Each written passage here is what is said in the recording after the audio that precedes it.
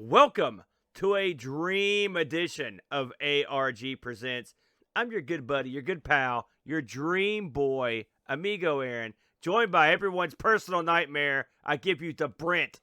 Aaron, no, man. Yeah, Dream Boy. Come on, you know I'm your Dream Boy. The unknown Sega portable. It would be a good name, wouldn't it? Now think about it. Dream Boy, that would be awesome. They ever make a portable Dreamcast, that's the name. If you're marketing yourself as portable, I got some news for you. Listen, there's a minor battery issue, okay? It comes with its own fork truck. Take off, man. Listen, I'm not going to put up with you. Listen, everybody, we've spun the wheel. We've made the deal. And this week, we're going to be playing, bam, it's the Dreamcast. Brent, coming around. If somehow they didn't figure it out by now. Coming around for a second appearance on the show. Yeah. It's hard to believe that we haven't done that much Dreamcast on the show. I mean, there may have been a couple other oddball appearances, but for the most part, this is really the second time we've covered the console as a whole. Now, we both, at one time, owned Dreamcast. I mean, I know I own some now, but you've owned at least one, right? That's correct. Do you remember what motivated you to pick up a Dreamcast back in the day? Rock bottom prices. So you got in at the tail end, is what you're saying. Well, I got in when the price decided to take a plunge. Yeah, I mean, but so there was no specific game that lured you in? No, not that I remember. I know that I had a lot more fun with the Saturn. The Saturn actually had games. I was geared up. I was ready to play. I was good to go.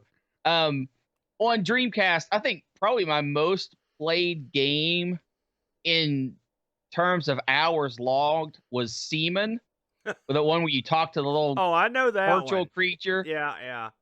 Yeah. And I played the absolute crap out of that, trying to evolve that guy and get things to work correctly. Yeah. And let me tell you something, brutal game. Seaman was I don't think we've seen a game like it since then. And not on a console. I mean, it was at an its anomaly. core, it's a virtual pet, right? Yeah. And there's been tons of virtual pet games. But not where the virtual pet's creepy and a jerk. That's right. That's what this is like. If you want a jerk, creepy pet that looked weird and treated you like garbage. Pick up a Dream Boy. Does he ever say anything nice at all to you? I don't think he ever. Oh, yeah. Well, I mean, you affected his mood by the way you treated him and the way you fed him and the way you kept his bowl and all that good stuff. Yeah. So it was I suppose at my own hand that he was a bit unkind, but it wasn't like I was trying to do that. The game was just very difficult to balance. And it was a heck of a time commitment. The thing about Seaman is it's an anomaly. All right, I'll tell you why. And now this may be a revelation to some people. Seaman involves you having as a pet a fish with a human head. Okay. Yeah. That's the game. And you talk into a microphone and you take his pet.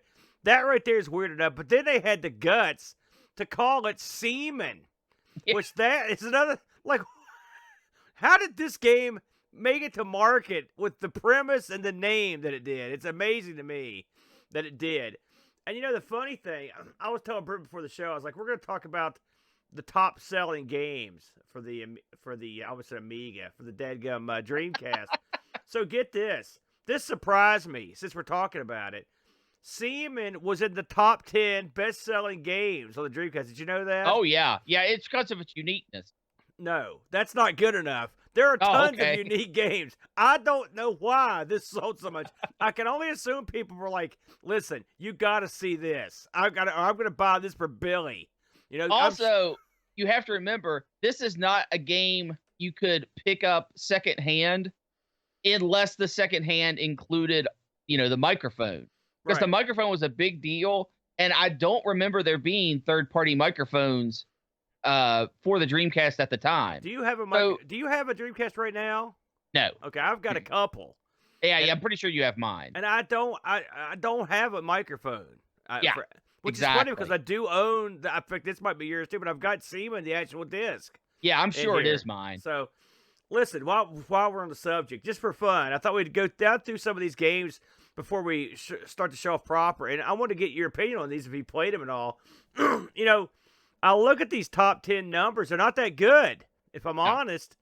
Think about this: that 10th best-selling game on the Dreamcast, J League Pro Soccer Club. All right. Well, yeah, Have you heard of that? No, but I'm sure that sold well overseas. Well, here's the thing. Get this. So keep in mind, this is the 10th best-selling game. You know the numbers on this thing? Take a guess. Oh, I'm sure it's probably sub-million. Yeah, you're right. It's 0.36 million, so 360,000. That stuns me, okay? The next on the docket, a game I did play, which was Virtua Fighter 3 TB at 0.37 million or 370,000. I did not like this game, and I like Virtua Fighter. I thought this was a dud. Did you try this one? No. Not on Dreamcast. It's funny that the Dreamcast was great at playing fighting games, and you would think a Virtua Fighter would come on, but I thought this game sucked. It was nowhere near as good as Virtua Fighter 2. That's my opinion. Well, it was also one of the worst of the Virtua Fighter games. Yeah, it just was no good. It was a dud. I hated it. Next to the docket at 8th, this is what I'm sure you played. Sega Rally Championship 2 at 410,000 copies sold. Okay. The Sega Rally games are always good. Sega was a heck of a hand at playing racing games. I'm not the biggest fan of the rally stuff, but I thought this one was okay. Did you give that one a shot? Yeah, I've played it. Okay, I did not own, but I did play. We mentioned at 7th, you had Seaman at a little over 500,000 copies. Yeah. Which again, the fact that that's in the top 10 is an indictment. Now this is sort of a triumph at number 6, clocking in at just over 1 million copies. This was the game that had to be made, and it was NFL 2K1, the NFL game when EA decided not to support the console or bring Madden over to it. Terrific game. The 2K series was so good that it effectively forced EA's hands to get that draconian NFL license that barred anyone else from making a licensed NFL game for all those years. What do you mean all those years? It's still in effect. I think it's ran out by now. I will say that on the cover of 2K1, our own Randy Moss is on the cover. He was one of the cover boys. He wasn't what I would call the most congenial athlete, but he was a heck of a guy. I will say the guy supported the local community, a lot. He did. Which is funny because he buried West Virginia more than a few times. I was going to say. It's funny, West Virginians, we're self-hating West Virginia. Even all of us are like this. We all occasionally bury it because it's like, oh, you just can't bear how stupid things have gotten. Next, number 5. This is one I never played. I'll be honest with you. Resident Evil Codename Veronica at 1.14 million.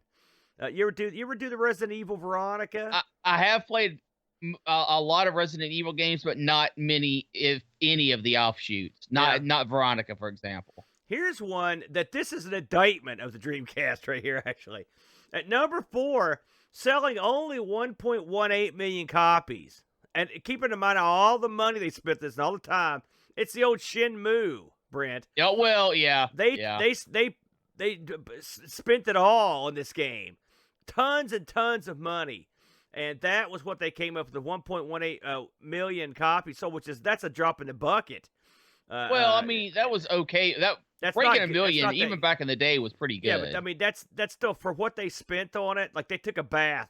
Oh, yeah, no, it was a tremendous financial. Have you played the Shenmue? Yes, yeah. I don't like it. It's hard to get into, isn't it? And it's sort of monotonous. Yeah. It's funny, I was watching, they did sort of a Kickstarter gimmicky deal for Shenmue 3 that came out. And the guy that makes Shenmue, apparently he's just real, he's a strange guy, and he wants it that way, if I could sing a little bit of that.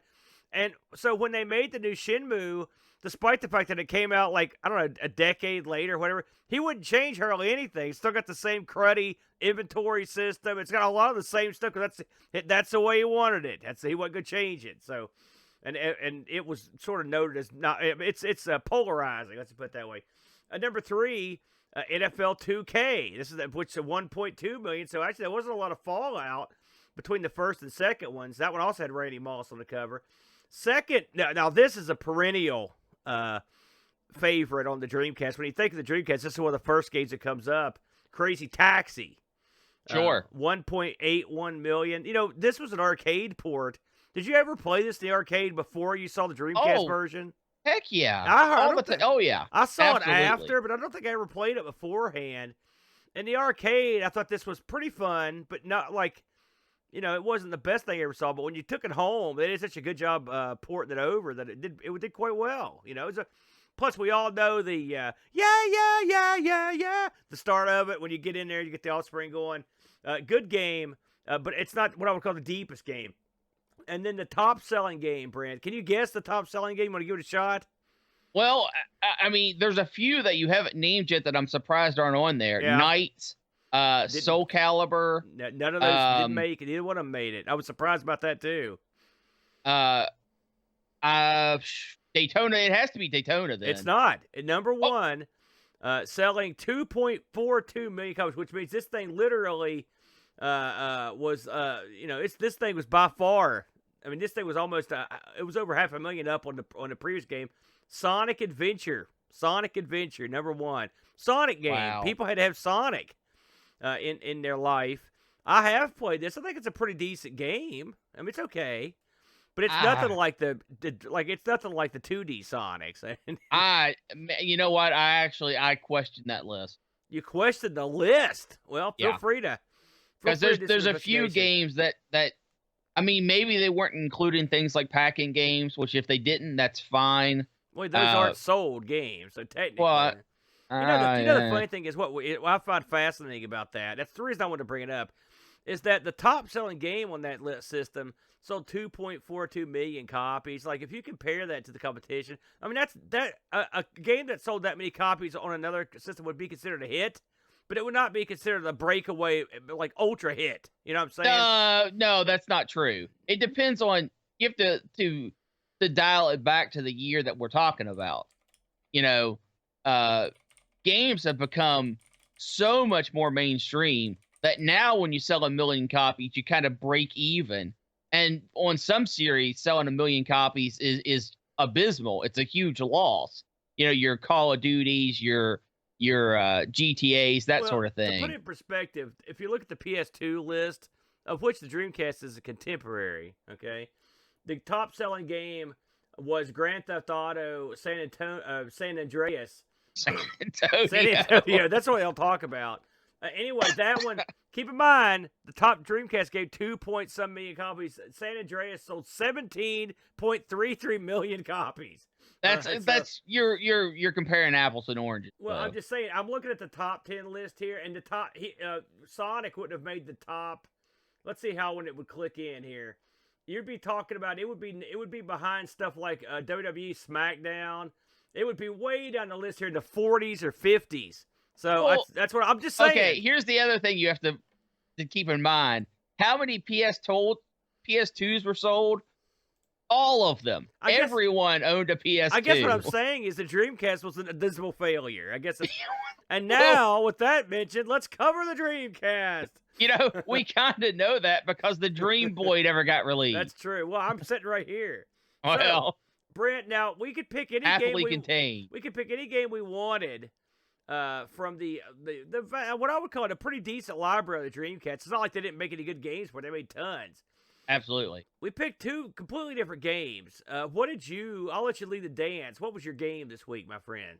Aaron, I played something that I honestly never played. Yeah. And I'm not even sure I was aware of at its time of release. So this was a new experience for me. Metropolis Street Racer. Yeah, I'd heard of this, but I'd never played it either.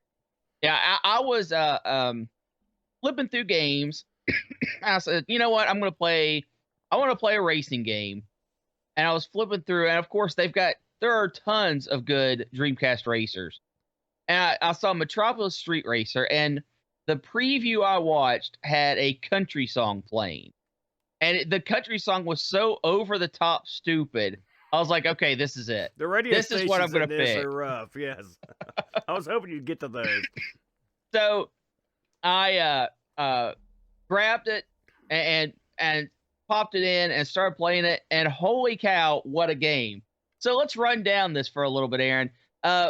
This game was released by Bizarre Creations, and we're going to talk about them in just a second.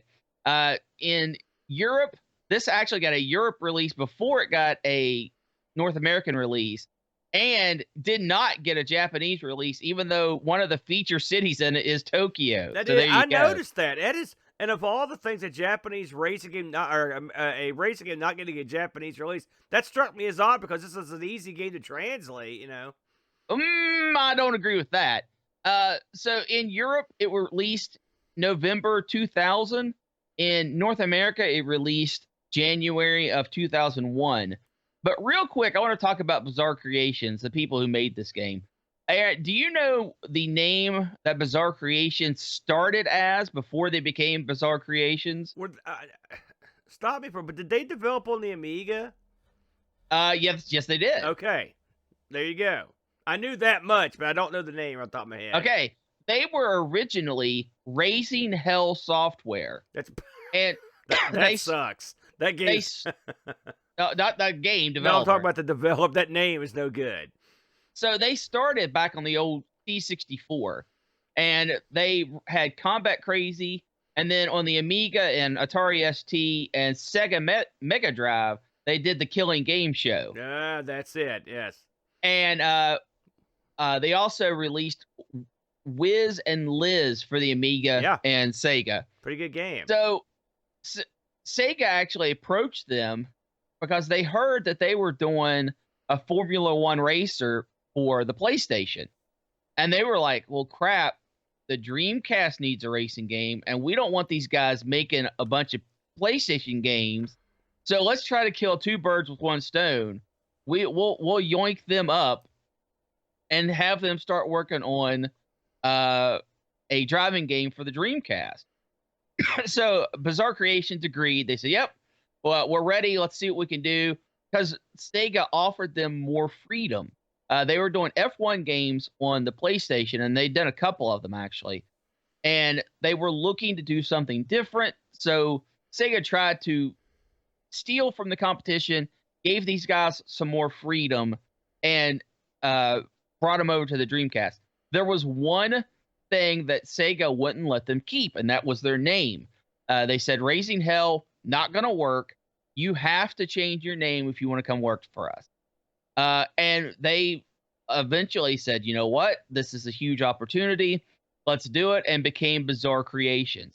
Unfortunately, Bizarre Creations, after their Dreamcast run, well, I mean, this isn't a bad thing, but they went to the Xbox side of things, where they put out quite a few games in the Project Gotham racing scene, which, even though the MSR is not officially the precursor for the Gotham games, it basically is. They just carried the concept over to the Microsoft consoles. They were eventually dissolved after being bought by Activision. Activision kept them around for a little while, said, you know what? You guys aren't what we want. We're going to try to sell you, and there wasn't an immediate buyer, so they just dissolved the country. So Activision killing yet another classic studio, but what are you going to do? But this is the reoccurring theme on this show. We just see the big companies swoop in and murder the small companies. That's it. On the upside, a lot of the folks, some folks from Bizarre Creation branched off and made a mobile game company in 2011. They saw where that was going. Unfortunately, they folded a year later. On a high note, though, a lot of the Bizarre Creation guys, when Activision bought the company, were like, you know what? Screw this. We like working with the Xbox. We like working with Microsoft. We're just going to stay here. And Microsoft actually hired on a ton of their programmers to work on the Forza series. I don't know how many of them are still working with the Forza games today, but the Forza games are still coming out and are still wildly popular. And there are some similarities, no doubt. Absolutely, yeah. Absolutely. So, you know, although the company eventually folded, and when that's obviously not good, a lot of the employees were able to find gainful employment elsewhere. So let's talk a little bit about the game they made in 2000. And you can't talk about this game before first addressing the controversy. As I said before, this was released over in Europe before it got released in America. And the initial European release for the PAL systems were so bad, so bug-ridden, that they pulled them off the shelves and offered anyone who had the first releases free replacement copies. Not a good way to start, because, you know, Sega doesn't have that kind of money to be doing that kind of stuff anyway.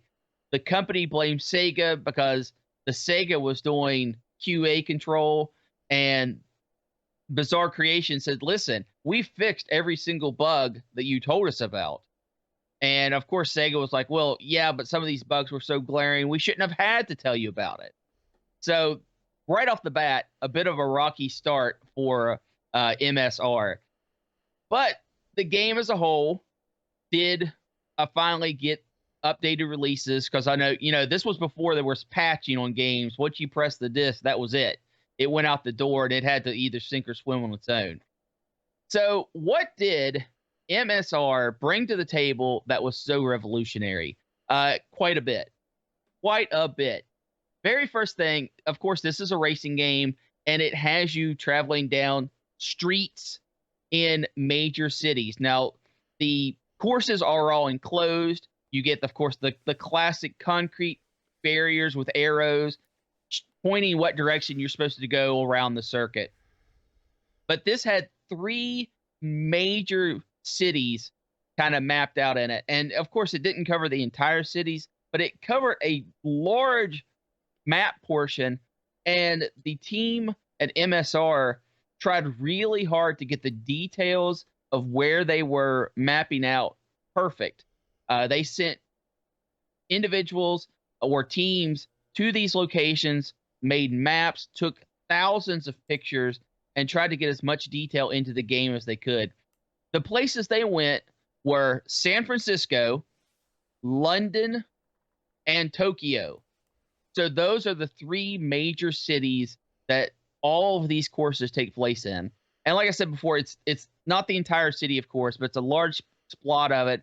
And then they make races by just blocking off roads and having circuits. So that was the first thing. That games like that have been made before, but it was still kind of cutting edge. Not so much the big thing, but it was close. The next thing that they did was, when you booted up your Dreamcast, you put in your local time of day, the date and time of day.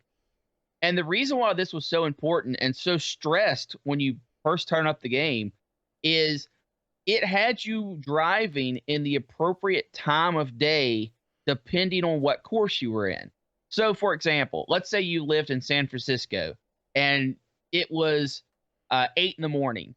When you raced on San Francisco courses, it would be 8 in the morning, and it would be, you know, nighttime over in London or Tokyo, whichever appropriate. And the times of days were morning, evening, and nighttime, and the environments, the lighting, the conditions all changed to match that. Pretty awesome. Pretty awesome. That's kind of neat. You don't hear that's not something I don't think I've seen before. Yeah, I don't know if they were necessarily the first to do that. I tried to find it. I can't say 100% sure they are, but a very neat inclusion in the game.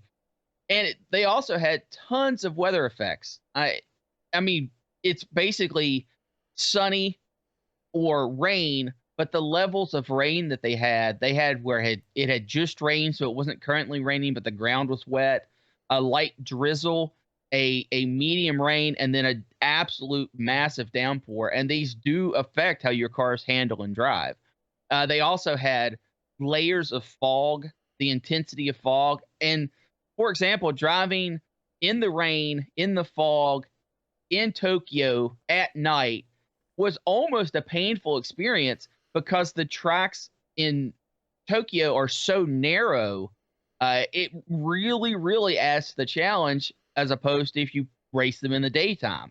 And I had to come back to this game several times because I mean, yes, you can just adjust your clock and play different times, But I played for long enough that the environment switch happened. So I got to play all these tracks in at least 2 different lighting conditions and all kinds of different weather conditions. And you could really, really tell the difference. The last thing that they tried to do that was actually, I don't think anyone had ever done this before, was they said, we don't necessarily care how fast you get around this track. I mean, you still have to meet your goal. But the main thing we're worried about is the style in which you do it. And those are called kudos. Anytime you take a nice turn or a good drift, or you're able to just barely miss hitting something, you get kudos. That's actually how you progress through the game. And it's a very interesting system because you'll have tracks where you might need 500 kudos to go to the next set of tracks. And it gives you 3 tracks to get 500 kudos. Well, if you only get 370, you don't go on. You will never advance. You have to actually go back and do the tracks you'd previously done and do them better. Do them with more style. Hit less things, because every time you hit something, you lose kudos. It was all about trying to get people to get really, really good and really fast at the tracks they were presented. They didn't want you to just skim by. They wanted you to perfect what you had before moving you on. A very interesting take on a driving game.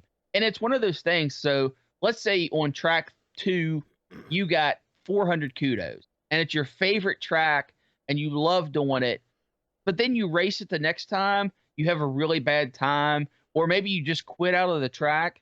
You will lose the kudos you've earned on that track and instead get negative kudos. It only records the last set of kudos that you got for a track. And if you exit a track, it's instantly negative 50. You go down to negative 50 kudos. So it's brutal if you're trying to advance in single player mode, in the story mode, quote unquote, that you can't just race something for fun. You have to go in and always give it your all, always give your best, never quit out, because that is just devastating for your score. Aaron, when you were playing through this, what did you think of the kudos system? Well, you're asking the wrong guy here on this. I mean, if you want me to go ahead and chime in, sure, go I for can. it. So, listen, I'm just gonna full disclosure. I don't like these sort of games. All right, I don't like Forza. I don't like the Gran Turismo. I don't like real. I could go out and realistically drive and this suck. is not a realistic driving game. You know what I mean. This is not any Outrun or something. Which is I like those games. The drifting stuff. I mean, listen, the very first track I played, I was like, I'm going to take, because when you start the game out, you've got no cars, and you've got to go kind of win a car by getting a certain time, right? Depending on what car you get. It's super easy. Well, no, it's not. It may be super easy for you, but it wasn't easy for me. It took me forever just to get a car. But the test drive, it's like you could test drive the cars. So I was like, let me test drive these things. And I knew I was in trouble when the test drive track was like one square city block. I mean, you couldn't accelerate at all. Super small. So I knew, I was like, well, this is going to be one of those games where I'm skidding around the corners like an idiot. All right. Well, I'm not good at those games. Also, it's one of those games where you have to keep like a professional trace on the road. So you know, what being on the inside, on the outside, where to be. Again, not necessarily my bag. It also helps if you memorize the track. Also not my bag. Well, it has a map too. Well, I know, but you have to know where the currents are going. And also, you mentioned that the lighting and stuff, it's an awesome idea, but on the darker tracks, I straight up had trouble seeing where the turns were coming up. I wish they were like lit up like with like lights, as opposed to just being like matte, just like billboards of arrows. I know, listen, that could just be me. And I eventually just went in and turned the gamma up so I could see them. Okay. But, so now, I've got nothing bad to say about this game, all right? It sounds like you've got plenty bad to say about it. That's not, because, listen, I'm going to sit here and what am I going to tell everybody how crappy Forza Grid? That's going to be stupid. I know that people love these games, all right? These sorts of games. And this is an earlier version of this type of game. It looks nice. I will say I didn't think I was getting screwed on the controls or anything. I thought the controls were good. They give you the, of course, you get pick the automatic or manual transmission, the all-wheel drive. You can turn on and off. It's got different viewing angles, which I appreciated that. I like that aspect of it. It's got radio stations. You can change the radio stations. They're all full of yeah, we're gonna go over that. Not real music. I'll let you get into that. It's very. I'm assuming Bizarre Creations is out of the UK somewhere, because every time you successfully do something that says "Way hey," which is that's a British exclamation, and if you watch any of their shows, that's something that comes up occasionally when someone is it's almost like saying "Yippee," basically in America, and so I thought that was kind of cute. But I did not. I'm going to be straight up here. I didn't have much success in the old MSR. I couldn't hardly win nothing. I did get a car eventually. I was like, which one of these cars is the easiest car to get? So I went all the way down to the bottom of the list, and there was a car that you had to beat 25 seconds on like a straight up, like almost like an oval track, and I was able to do that. I did notice I tried a bunch of different towns, and I noticed that they had a lot of tracks in there. And the towns look cool. It is cool at the very beginning of the race where it kind of zooms in from a distance to your car, and you'll hear the local flavor radio stuff. Like you're in Tokyo or something, you'll hear like Japanese radio station, which I thought that was cool. I like the atmosphere it's set. The kudos system. Listen, I was not getting a lot of kudos. I'll be honest with you. I'm not what I would call good at drifting. If you struggled to get your first car, I can imagine not. I mean, it's not like I sat down and played for like 10 minutes. I was like, I'm done with this. Like, I gave it the college try. But I knew as soon as I sat down, I'm like, oh, crap. This is going to be one of those. And it was. But overall, I mean, like I said, if this is your bag, I think there's probably a lot here to... I will say the cities, I mean, a lot of these racing games are like this. I mean, this is not really that big a brag, but the cities are lifeless. I mean, for the most, it's just like, it's almost like they're like, you're like on the set of a Hollywood motion picture as you drive around. There's no people, there's no birds or anything like that. It's just, you're just going around as fast as you can. I heard, and you may go into this, and I don't want to steal your thunder, but I heard there were, aside from what you said about the disc errors, I heard there were features yanked at the last minute on this. Replay being the biggest. Yeah, and I'll let you get into that. And I'm assuming that when something that big is knocked out, that I'm assuming that like having stuff on the streets or ambiance is not going to be high on the list of what to do. But I mean, I don't hate it. I wouldn't go back and play it. But if you're into this sort of game, it seemed perfectly serviceable. Okay, a few things to note so people don't get the wrong idea. This is not simulation. This is an arcade simulation hybrid. It's somewhere in the middle, I would say. Yeah. It does have it. It wants you to drive well. That's the way the game is focused. As for there not being a lot of stuff in the cities, no, I don't know. I didn't see anything where that was cut. They did have to cut the replay system because they were having difficulties with it, bugs with it. So that did get axed. The way hey that you're talking about, you can actually go in and customize those messages to have whatever you want to come up.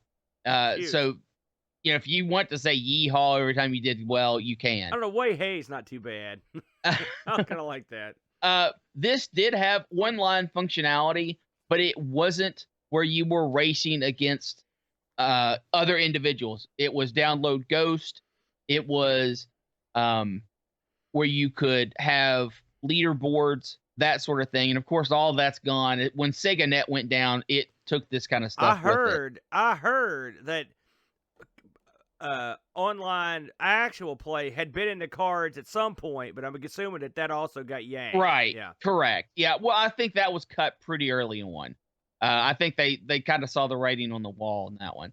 The graphics in this game are top notch.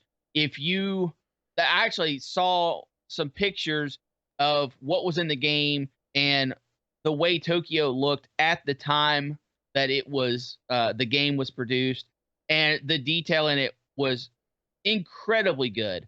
Some of the later levels, and there are tons of races. I think it's like 160 different races. 270 different tracks, I believe. Oh, there you go. Yeah, it was there you go. But that's sort of misleading because it's basically the same bunch of tracks with the arrows set in different areas to different paths. So well, no, I don't think that's misleading like that at all. Well, I mean, but it's not like you're going to see 270 different like cities. No. They're all based in the same 3 cities. Yeah. Different sections, different roads get blocked off. Which I'm for that and against it. Really depends on how good the environments are. I wish they would have picked somewhere more interesting than San Francisco. I know they picked it for its wide street and its up and down terrain. I get that. I think they could have done something a little bit more interesting. There are several different, when you're playing through the single player mode, and that's really where most of this game takes place, is in the single player mode. You have several different types of challenges to go against. You've got either you try to get your best time and you have like X amount of minutes to get your best time. You have 1-in-1 racing where you versus one computer and you're just trying to finish first. You have a mode where you have to try to pass the most cars, and it's based on how many cars you can pass. You have where you finish X amount of laps in X amount of time, and then they have the challenges where you have lots of computer cars, and it's an actual race against like 6 or 8 computer cars. To go along with the kudos system, you can tweak the challenges as you play them. So let's say the base is you have 3 minutes to pass 7 cars. And you say, I'm really good at this track. I think I can pass 11 cars before the time limit's up. And you can up that before the race takes place, and you will get more kudos based on the challenge that you increased it. And it goes the other way too. For example, the first 1-on-1 race, I was getting brutalized. I had to handicap the computer player so it gave me a 20-second head start on a 3-minute map. So you can do that. You know, if you're really stuck on something, it allows you to adjust the difficulty to get past the race, earn some kudos, and hopefully enough kudos to get to the next set of races. On top of that, they also allow you to race for cars, and the difficulty is based on the cars that you are using at the time. So if you want to take a low-powered car into a higher level race, the difficulty actually shifts based on your car's difficulty rating.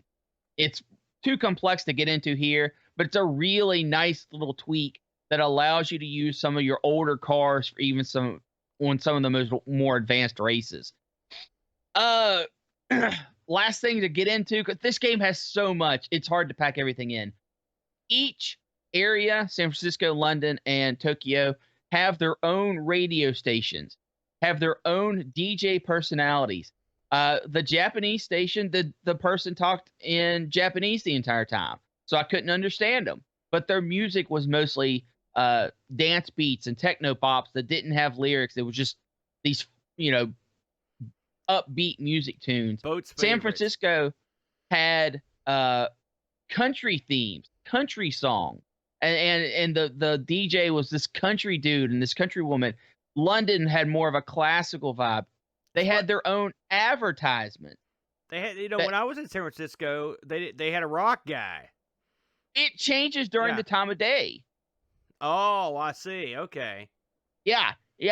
So the upside to that is, as long as you play for a long period of time or at different times during the day, you always get something new and it always sounds fresh.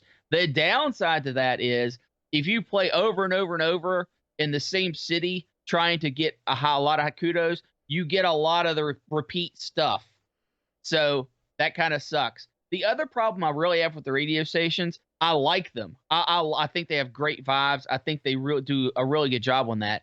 The problem I have is, in the beginning, most races are like 3 minutes max.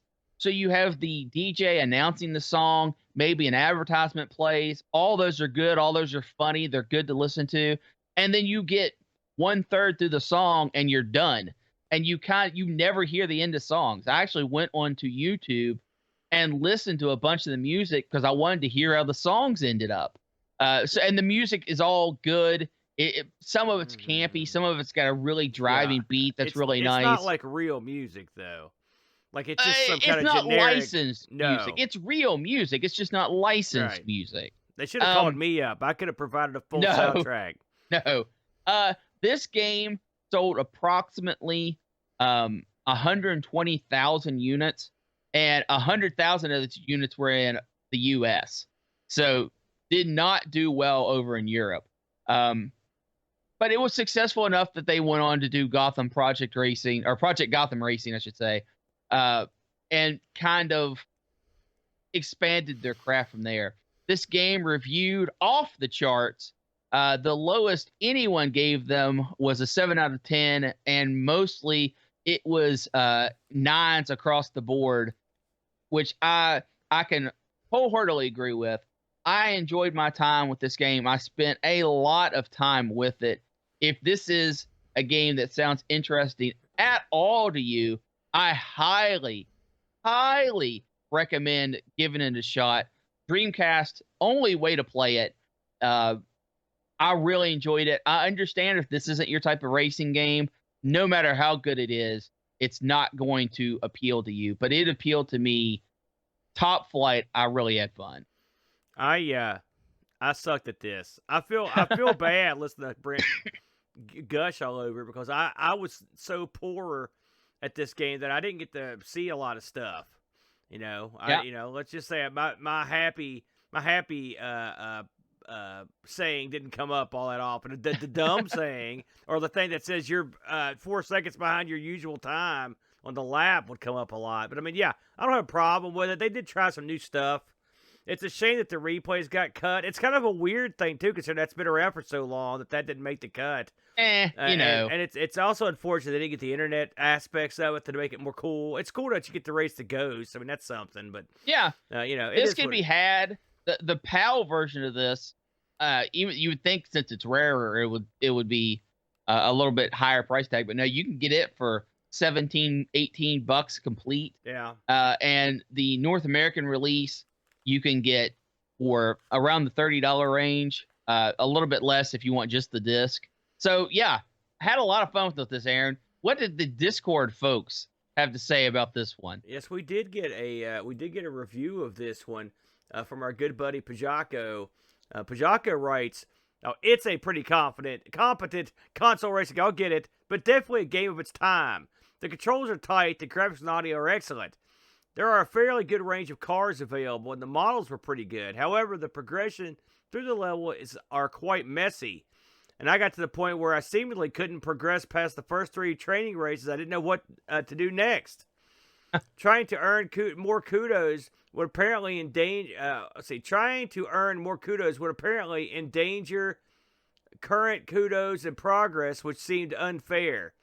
I appreciate there are technical limitations, but looking at the videos and playthroughs, all the races I watched seemed fairly devoid of other cars. I think if I'd played this back in the day, it would certainly, I could see it myself playing it a lot. And I think online, especially back then, it would be not a common thing to do, and it would have been awesome. Anyway, he gives it a 7 out of 10, Brent. 7 out of 10. I don't know. I'm not going to even score this. I'm just going to say, if you like this sort of thing, give it a whirl. Not my cup of tea, the Brent. Fair enough. I mean, I'm not going to bury it, though. It does look nice. Oh, it looks and sounds great. Yeah. The engine noises are spectacular. The squealing tires are a bit much. I mean, I'm sure when you're drifting that much, there's that much squeal, but it gets to be a bit much. Very good. Well done, Brent. Well done. So I'll jump in here. Of course, we had the choice of any sort of game we wanted. And I was just like, I'm like Brent. I'm like, I'm going to try something because I've got a Dreamcast. Got a couple of them. I'm going to try something I never played before. And so I was just leaping through games that were released, and I came across one. I was like, wait a minute, how did I not know about this? So I jumped on it. The game I picked was StarLancer. StarLancer, the Brent. I never played this. Have you played this before this week? No. No, okay. So, StarLancer, developed by two outfits, Warthog Games and Digital Anvil. It was a double punch here. Warthog had worked on games like Star Trek Invasion and Richard Burns Rally. Digital Anvil had worked on games like, they went to go ahead and work on Freelancer and a game called Brute Force. I had played Freelancer, so that's sort of where I got the idea to play this. This was distributed by Microsoft and Crave and Ubisoft, depending on where you live. And this was produced by Aaron D. Roberts, Brent. Does that name ring a bell for you at all? I mean, you're Aaron, so a little That's bit. right, different spelling. Oh. So Aaron D. Roberts is the brother of Chris Roberts, the creator of Wing Commander. Okay. I know, stunning, right? He worked on a bunch of projects with his brother. And a lot of I looked at some of the stuff he'd produced. I mean, this guy's not like a hanger-on in his own right. He's all man.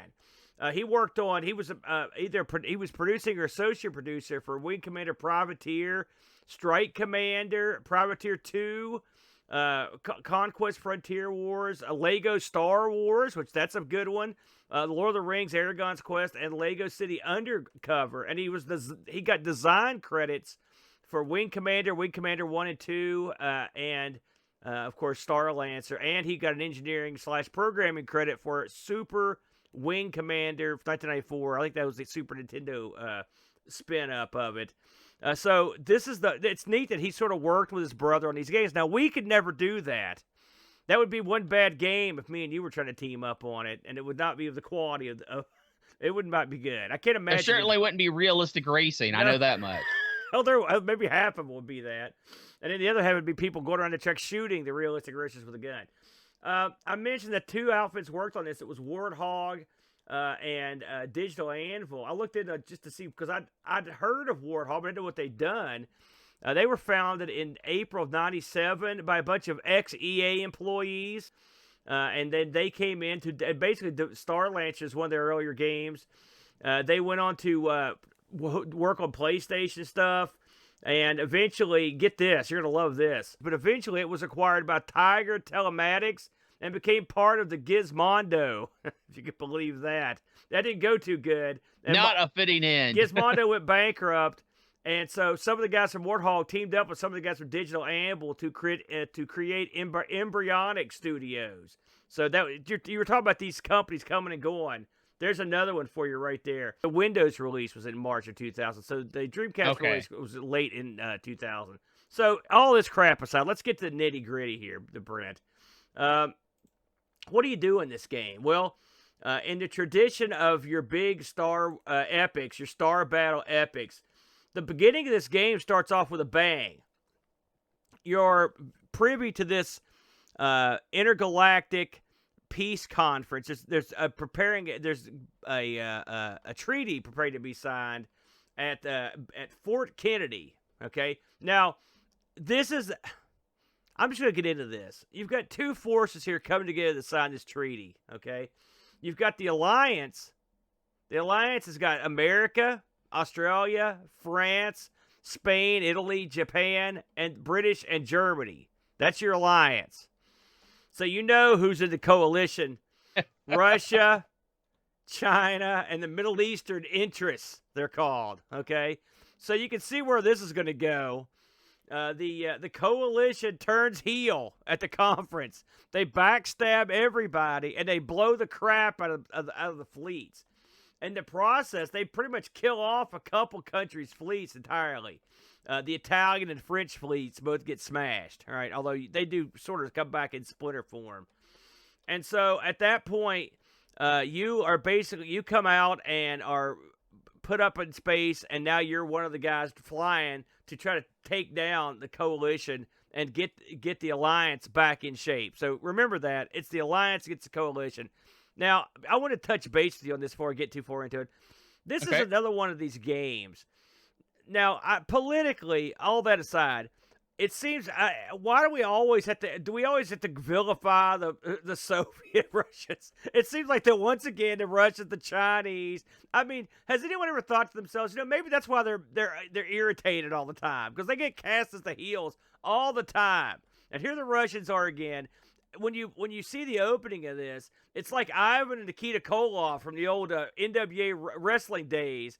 These guys are they're Das Badania, we must crush the nobody USA, that kind of stuff. Real generic characterizations of these guys. What do you think about casting real world countries as the villains in these futuristic games?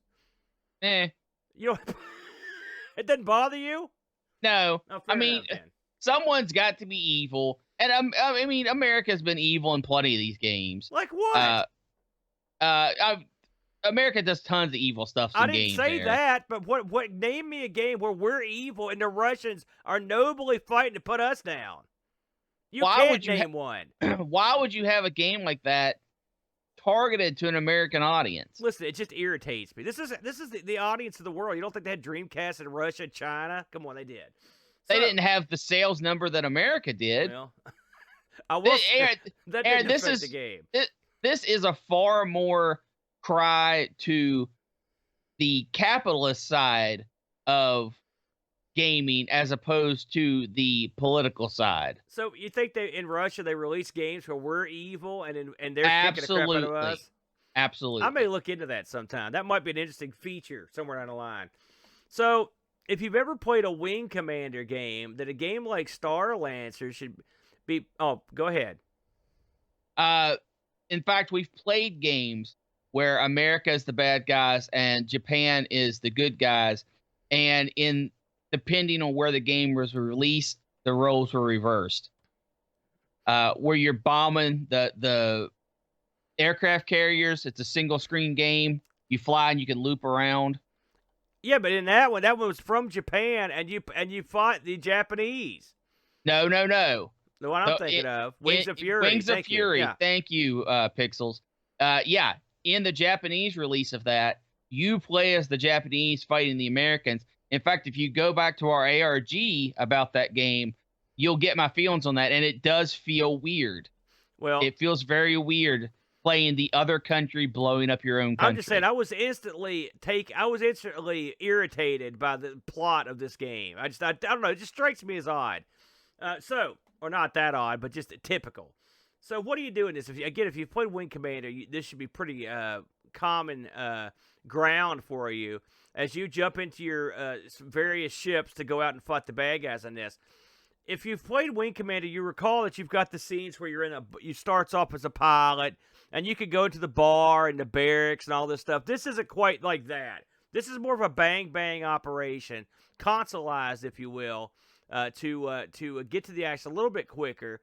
This has cutscenes in between the missions that describe what your mission's going to be at a briefing, and then there'll be cutscenes of your guys running down the hall to get in their ship. Sort of the same kind of thing. This is all rendered. And it does not. I will say the renderings of the pilots and the running around, it didn't age all that well, in my opinion. It looked. I mean, you're talking 2000, so you know what to expect. The actual renderings of the mission data, I think those are better. They look good, but those are just graphics. It's sort of easy to pull that trick, whereas rendering human faces and stuff a little bit more difficult. You get your pick of ships. There's actually quite a few ships in this. You don't get them all at first unless you play one of the instant action modes, which I'll get into in a moment. But if you're playing a campaign, they assign you your ship. They give you a wing to be a part of, and then they pretty much send you off. I played through I think I got to the 4th mission this week. And this is another thing I liked about it was you could fail at missions to a certain degree and still keep going. Yeah. Now if you get killed, you don't keep going. There are certain circumstances where you can not keep going and survive, which I'll get to in a minute. But initially, you're put inside of a fighter of your choosing. I think you choose about 3 or 4 at the beginning, and they're varied on the heaviness of the fighter, the speed, armor. All the stats are there. It's real obvious. And then you're put in the ship proper. Now, this game had a release on Windows, And I've read that the Windows release is more well regarded. And one of the reasons I think is you're trying to do a lot of stuff on a Dreamcast controller in this. This is a game, if you've played Wing Commander, you've noticed that there's all those keys you've got to play. Think about doing that on the Dreamcast controller. I will say I was endlessly looping through menus and stuff, trying to get accustomed to it. You can customize your stick, but it only goes so far just because you've got so many commands that you've got to keep. This isn't just like a Star Wars arcade where you just go out and shoot. Aside from the fact that you've got to take care of your thrust, you got to watch your shields. You've got to also rally to certain points. You've got to get help by calling your friends. Sometimes they tell you what to do, and you've got to target individual things. Not only can you target all the friendlies in the game and all the enemies, but if you're going after an enemy's capital ship, for example, the big ships, you can target individual parts of the ship, the engines, the guns, the shield generator, stuff like the bridge.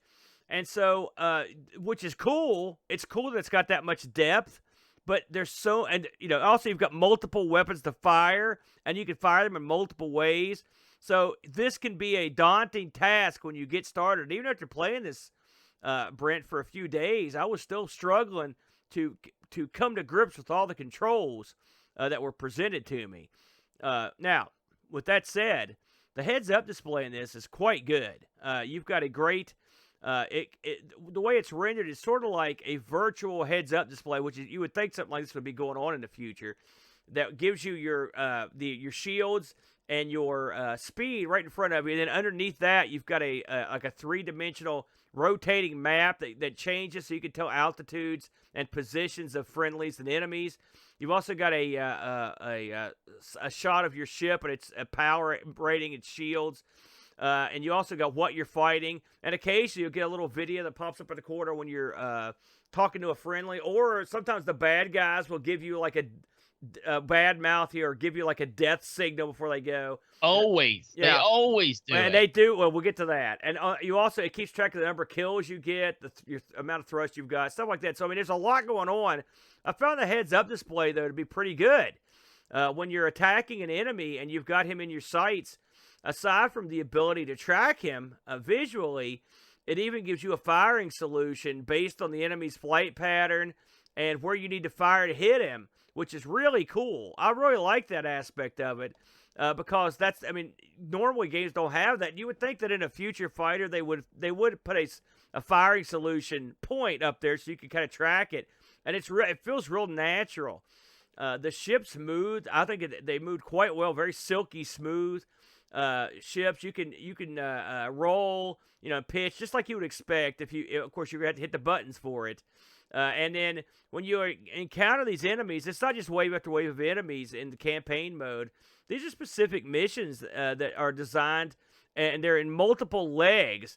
I enjoyed the fact that at the beginning of the mission, instead of having to go negotiate your way to a waypoint or whatever, they would just everyone would sort of jump to the certain point you're going to. You would fulfill whatever objectives were in that area, and then whether you did them or not, if you survived, then they would jump you to the next point, with the rest of the fleet. So it wasn't a lot of like aimlessly driving through space trying to get someplace. That is always irritating in a game like this. They took that out of it, which I appreciated it.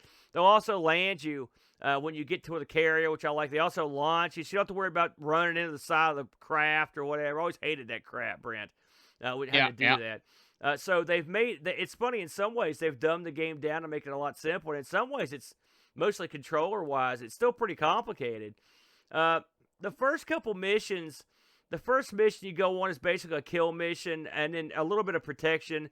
Then there's a mission where you're trying to escort a guy who is an important VIP, and you try to get him to a point. But again, this is a mission that's several legs. So the first part of that mission might be safely guiding this guy to a certain point. Then the next part of that mission, you might go to protect a capital ship. And then the third part of the mission, it might be you trying to ward off one of the enemy's capital ships. These missions can vary in length depending on how accurate your shooting is and how competent you are. Anywhere between, say, 15 minutes all the way up. I mean, I had missions that took me like at least a half hour or longer to get Yeah. all the way through the missions. And of course, during the mission, you're getting dialogue. You're getting dialogue from your wingmen. You're getting dialogue from the capital ships and your home base, and you're also occasionally getting a dialogue from the fighters that you're fighting. Sometimes they'll badmouth you. You'll hear them come in, and you'll see them. They'll give you the business. When you blow them up, they'll say something on their way out, and then sometimes your guys will like badmouth the dead guy. That happens a lot. So but it is war, and they did just turn on you. So I guess it's okay to really hate them.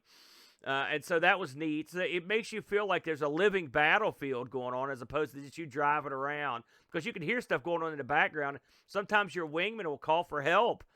Sometimes your commander will be like, listen, you're not doing what I said. I want you to go on this objective. I need you to do this. And if you don't listen to him, you're probably going to get screwed. You need to go do what he says. You can also, depending on how far you get into the game, you can actually give orders. I got just far enough to where I could sort of tell my guys what to do, but early on, they just don't do what you want. They're like, you're an idiot, because you're under their command. You also end up meeting up with a lot of different forces because the fleet's been splintered. So you'll meet some British forces. You're going to meet some Germans. I thought that was pretty cool. Some Japanese. There's one great part where a Japanese capital ship comes in and saves your bacon for two of the Russian capital ships, which is real cool, sort of reminiscent of Battlestar Galactica with the Pegasus, if you're old school. I thought that was cool. Once you complete a mission, either way it goes, you fly back to your base, they land you, and then you'll see these two guys run across the flight deck to this like a board that has like a display of what's happened. And if you do well, they might high-five or cheer, and if you do poorly, they'll laugh at your performance on the board because they think you're a geek.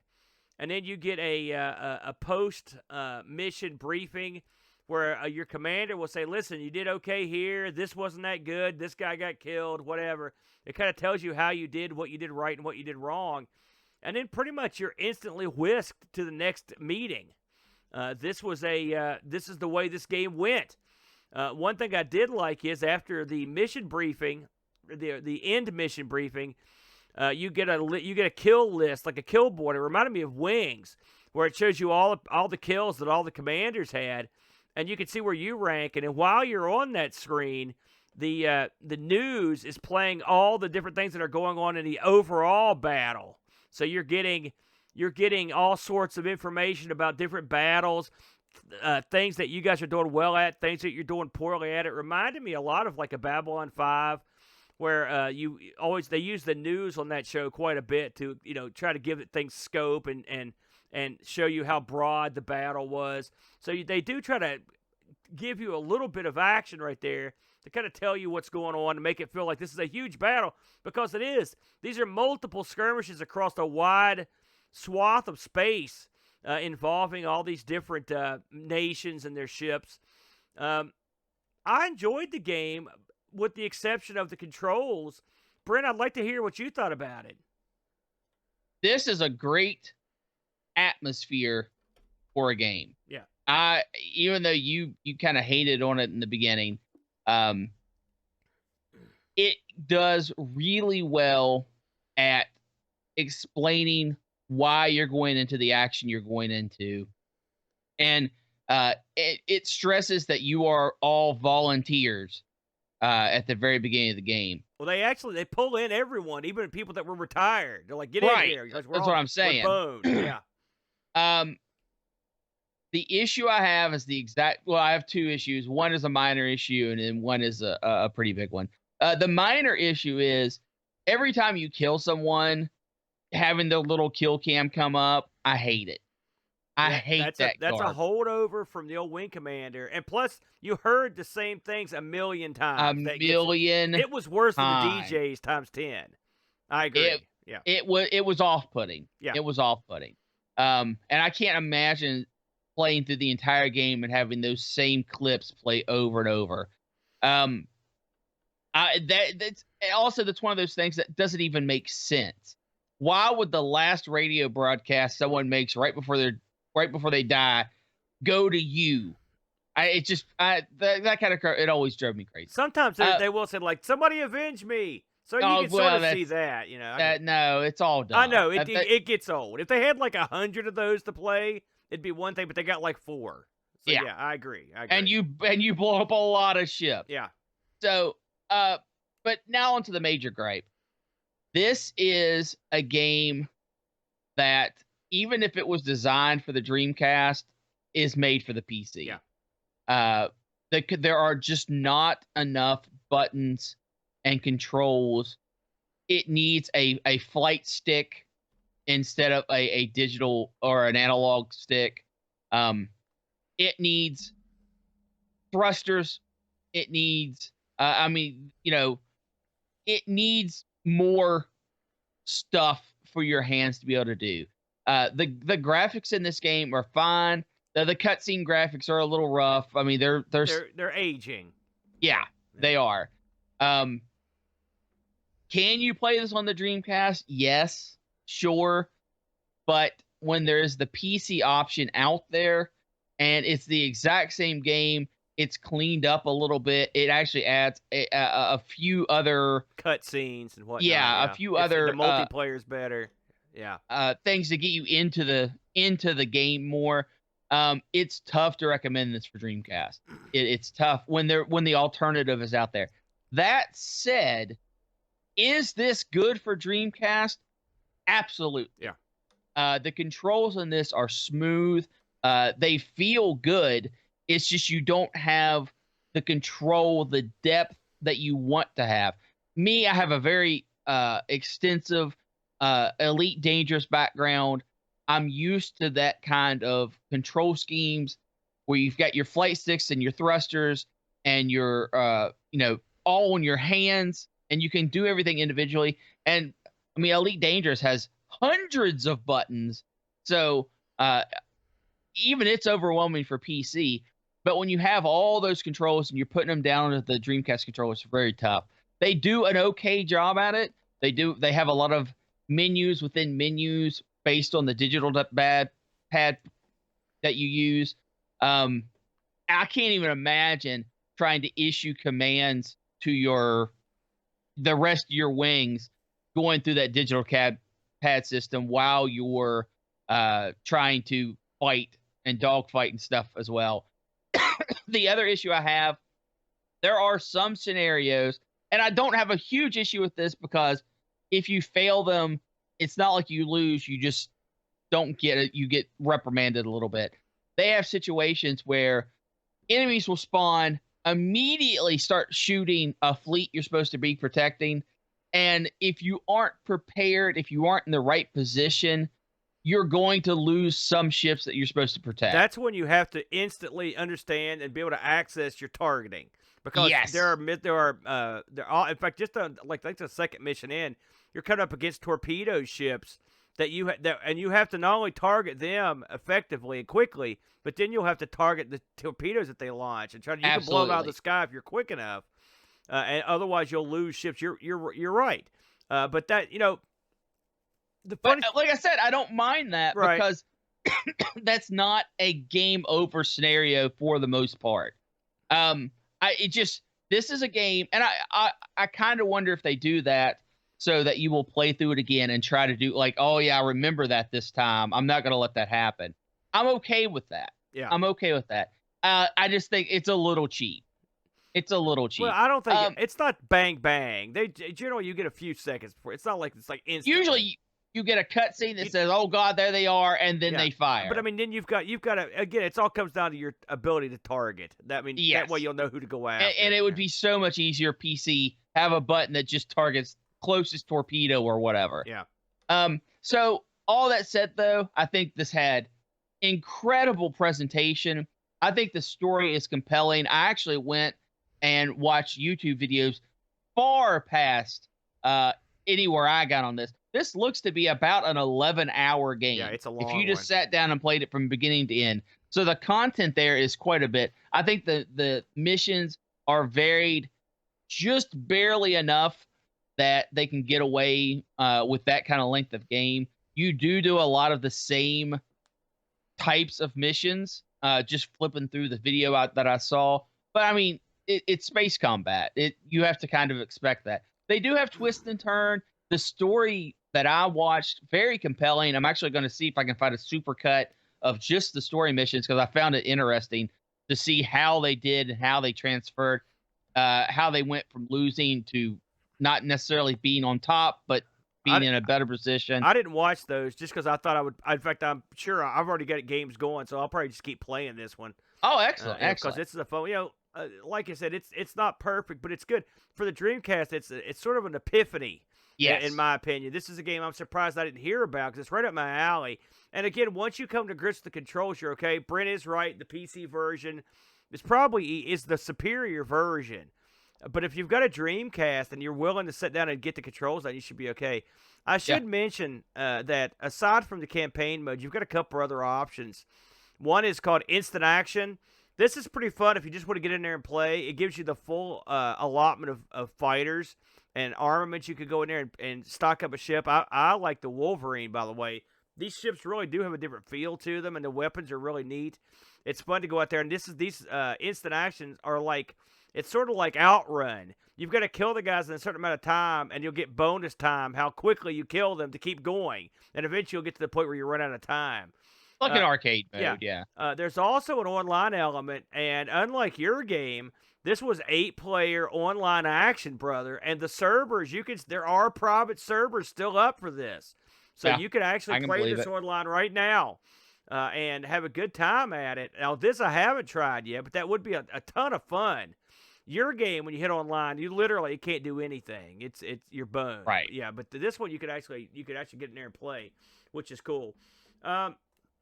I looked up how this thing was received. The critics were pretty fair with it.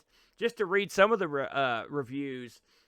Next Game gave this an 85. Power Unlimited 82. We've got Sega Mag gave it an 80.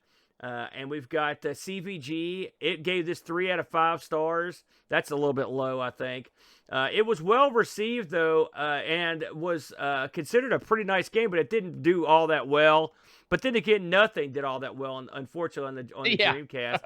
The funny thing about this is, this game was very heralded on the PC, and the PC version was totally unsuccessful. It sold under 30,000 units, if you can believe that. A lot of options for this type of game for the PC. Yeah, and the revenue was low. I mean, think about this. It sold 28,000 units and the revenues of $1.21 million. That's nothing. Yeah. And it was considered a major disappointment. From what I've read, that ultimately both versions ended up selling in the hundreds of thousands. So I'm assuming the Dreamcast version sold pretty well. But no one knows for sure. The PC version was runner-up for Best Game No One Played at IGN's 2000 Awards. That's kind of a bummer.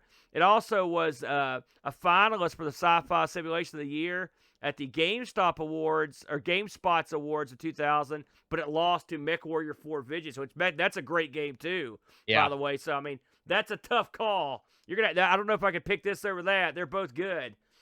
So, at the end of the day, I think this is definitely worth playing. If you've got, now you can't just hop out and get the PC version. I don't know if you can get it on Steam or GOG. I don't know where you can get it. StarLancer came down the pike about 3 years later after this came out. That I have played. It's also quite good. But this game really does have a different feel than that, if I'm honest. I was surprised. I thought this would feel real dated, maybe kind of sluggish. But this thing was smooth as silk, brother. I mean, when you get past the menus, when you're in the actual gameplay, this is quite a treat. And so I would definitely give this one a whirl. If you want to pick it up for the Dreamcast, you can get one complete in the jewel case for $40. And I saw sealed copies. I saw a couple sealed copies go for $80. So they're out there sealed. Not too bad. We did have one review here also from Jocko. I'll see if I can do a better job with this one. I love a good space shooter, and this one ticks a lot of boxes. A selection of ships to choose from, a cheesy storyline right out of a million sci-fi movies, great visual and audio soundtrack, although 3D character models and the cutscenes are slightly terrifying. Now, they must have looked amazing back in the day. Flying around was smooth, and shooting down enemies and hearing them go down over radio comms was satisfying. It was a little tedious watching hyperspace jump cutscenes after a while. I didn't like having to bring up an in-game menu to do various things with the controller. So this was clearly designed for Windows first and the Dreamcast second. However, I really enjoyed this one, and I think I could see myself playing it again. 9 out of 10. So that's high praise. High praise. High praise, Brent. I like this game. A lot of fun. And if you can get past the controls, you're in for a winner here, the Brent. You know what else? We always are in for a winner, and when we do one thing, Brent, you know what that is?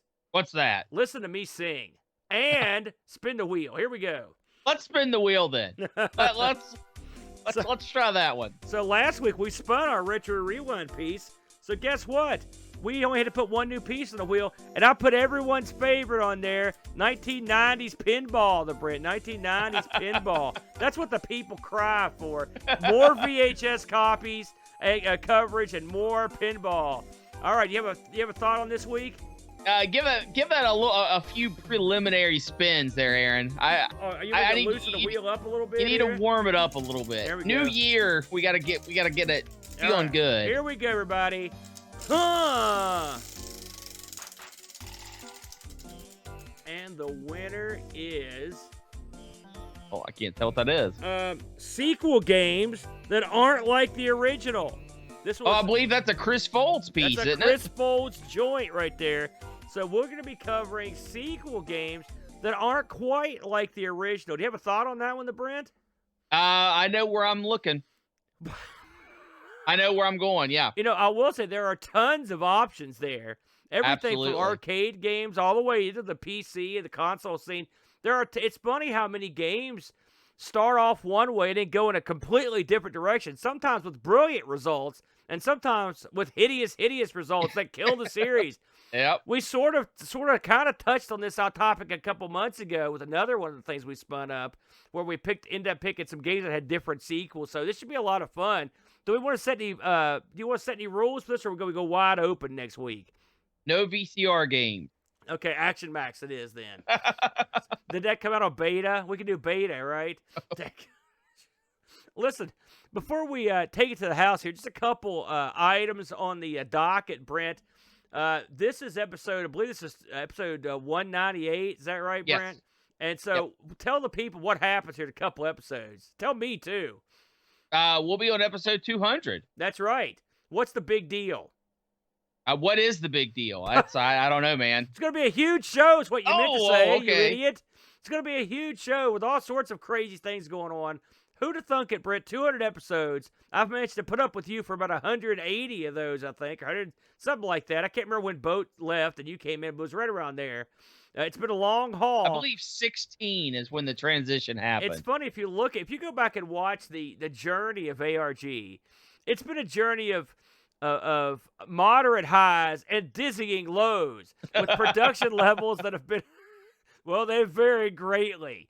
Let's put it that way. So, but by God, we think we've got it nailed down now, the Brent. So that should be coming up we've in a thought couple that weeks. before. That's true. I'll have to check the audio for this, and I'll tell you.